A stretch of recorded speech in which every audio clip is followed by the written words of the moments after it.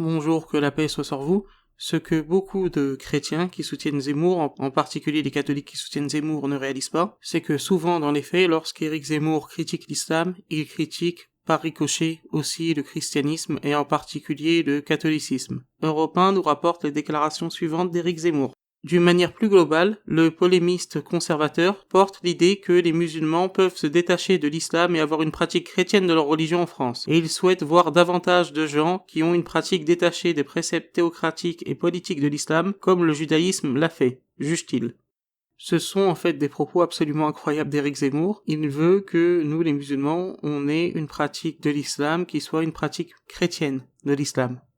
Bon, déjà, il faut voir que Europe 1 nous insulte clairement, nous, les véritables, les vrais conservateurs, en disant que Zemmour est un conservateur, le polémiste conservateur, alors que Éric Zemmour est un gauchiste qui prône l'adultère dans son livre Le Premier Sexe et qui pense que l'avortement est un droit. Donc, mesdames et messieurs d'Europe 1, s'il vous plaît, arrêtez de nous insulter en mettant Éric Zemmour dans la catégorie des conservateurs. La seule différence entre Éric Zemmour et les autres partis de gauche, c'est que les autres partis de gauche, souvent anti-Zemmour, veulent une France pleine de hippies aux mœurs dégénérées, et qu'Éric Zemmour, lui, souhaite une France pleine de hippies aux mœurs dégénérées, mais sans musulmans. C'est exactement la seule différence. Mais allons maintenant dans le fond de ses propos. Éric Zemmour nous parle ici d'un islam christianisé. D'accord, très bien. Ce qui n'a d'ailleurs aucun sens. De surcroît, il se fait une image totalement fausse du christianisme, comme étant une religion apolitique. Si on parle du christianisme protestant, oui, cela s'entend, notamment les chrétiens évangéliques. Je précise les chrétiens évangéliques puisque même parmi les protestants, il y a toujours eu un christianisme protestant musclé et très politique, comme celui de Calvin et de la République de Genève par exemple. Et il me semble que Éric Zemmour parle ici en particulier du catholicisme. Il nous dit à nous musulmans, si seulement vous pouviez être comme les catholiques. Sauf que le catholicisme, au moins en tout cas avant Vatican II, a toujours été une religion politique, avec la doctrine notamment de la royauté sociale du Christ. Mais je sais ce que beaucoup de catholiques qui votent Zemmour, qui aiment Zemmour vont me dire, oui, mais on a fait notre réforme. Vatican II, c'était il y a des décennies. Et je répondrai sur cela plus tard. Mais aux amis catholiques de Zemmour, les amis catholiques de Zemmour doivent savoir une chose, c'est que Éric Zemmour critique Vatican II en disant la chose suivante, l'Église depuis Vatican II croit qu'elle doit se soumettre en permanence au siècle, alors qu'elle devrait être garante de la tradition. Éric Zemmour ici fait la critique de Vatican II et de ses conséquences notamment au niveau sociétal. Ce qui est très étrange car il nous demande à nous musulmans d'avoir une vision plus chrétienne de l'islam, une pratique de l'islam détachée de la politique, comme les chrétiens l'ont avec leur religion aujourd'hui, et à côté Éric Zemmour critique Vatican II, qui a permis ce détachement du christianisme, du catholicisme avec la politique, notamment avec des textes comme Dignitatis Humanae. C'est à ne plus rien comprendre.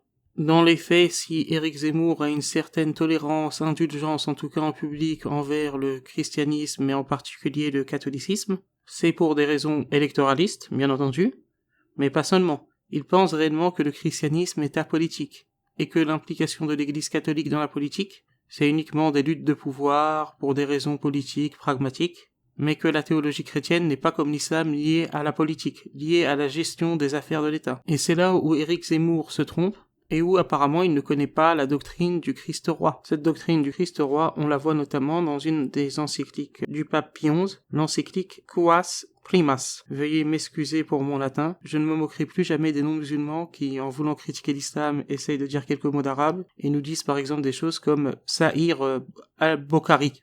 Donc dans cette encyclique Quas Primas, le pape Pie XI dit la chose suivante. En établissant cette fête du Christ roi, cette fête qui a lieu, il me semble, le dernier jour d'octobre. Or, il nous en souvient.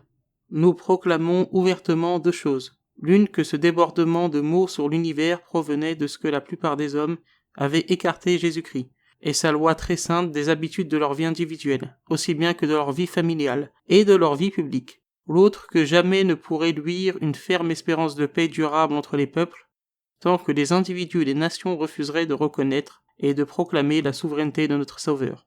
C'est pourquoi, après avoir affirmé qu'il fallait chercher la paix du Christ, par le règne du Christ, nous avons déclaré notre intention d'y travailler, dans toute la mesure de nos forces, par le règne du Christ, disons-nous. Car pour ramener et consolider la paix, nous ne voyons pas de moyen plus efficace que de restaurer la souveraineté de notre Seigneur. Il dit aussi, à l'heure où les hommes et les États sans Dieu, devenus la proie de guerres qu'allument la haine et des discordes intestines, se précipite à la ruine et à la mort. L'Église de Dieu, continuant à donner au genre humain l'aliment de la vie spirituelle, engendre et élève pour le Christ des générations successives de saints et de saintes. Le Christ, à son tour, ne cesse d'appeler à l'éternelle béatitude de son royaume céleste ceux en qui il a reconnu de très fidèles et obéissants sujets de son royaume terrestre. Donc on le voit dans ce texte, le christianisme, ce n'est pas simplement une spiritualité, le christianisme, et en particulier le christianisme, le catholicisme avant Vatican II, et je rappelle qu'Éric Zemmour critique Vatican II, le christianisme n'est pas une religion apolitique uniquement spirituelle. Le christianisme, le catholicisme en particulier, est une religion à la fois spirituelle et politique,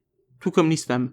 Mais connaissant un peu les catholiques qui soutiennent Éric Zemmour, j'imagine qu'ils vont me dire la chose suivante. Il y a tout de même, contrairement à l'islam, une distinction entre le pouvoir temporel et le pouvoir spirituel dans le christianisme. Donc Éric Zemmour a bien raison sur cela. Sauf que cette distinction est virtuelle. Dans l'idée de la royauté sociale de Jésus-Christ, dans le catholicisme, ce sont les nations qui doivent être soumises au Christ, et non pas l'inverse. Et à ces enseignements qui sont portés par l'Église catholique. En tout cas, c'est le point de vue de l'Église catholique depuis toujours, dans les faits avant Vatican II. Donc, distinction entre le pouvoir temporel et spirituel, peut-être, mais séparation, absolument pas. D'ailleurs, le pape Pie X, dans son encyclique Vehementer Nos, condamne la loi de 1905. Il dit la chose suivante. Notre âme est pleine d'une douloureuse sollicitude, et notre cœur se remplit d'angoisse quand notre pensée s'arrête sur vous. Et comment pourrait-il être autrement, en vérité, au lendemain de la promulgation de la loi qui, en brisant violemment les liens séculaires par lesquels votre nation était unie au siège apostolique, crée à l'Église catholique en France une situation indigne d'elle-même